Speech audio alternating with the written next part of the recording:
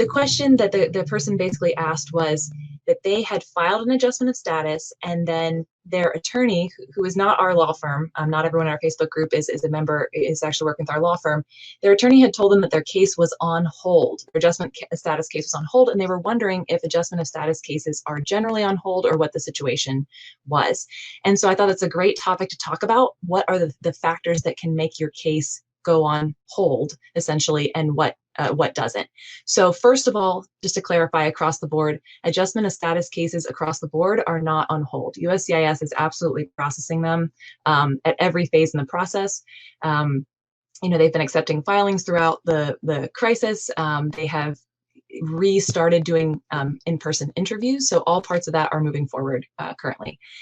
But as far as what can actually make your case go on hold, the main reason that would happen is typically when when USCIS asks you for more evidence. So they send a document that lawyers will a lot of times call an RFE, a request for evidence, and they'll say either you were missing this thing initially when you filed, or we want this additional evidence, or we want some clarifying evidence. They can ask all different types of things with requests for evidence. And basically, once the government sends you a request for evidence, they're not going to do any further processing on their end until you respond. So it's great if you have an RFE. Of course, you want to have a very thorough and good response, because if you don't respond correctly, they can just deny your application outright.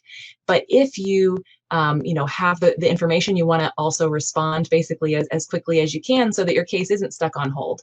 Another reason that sometimes happens is if you have moved and your case is being transitioned between offices, you've moved across the country, you've notified USCIS that you've moved. They're not going to keep processing it at that same office. They're going to just pack up your file and send it to the other office. So that definitely happens. And so, a lot of times people might wonder if their case is on hold because they just haven't heard anything for a long time. They'll say, I sent out my application, I did my biometrics appointment, and then I just heard nothing for months at a time.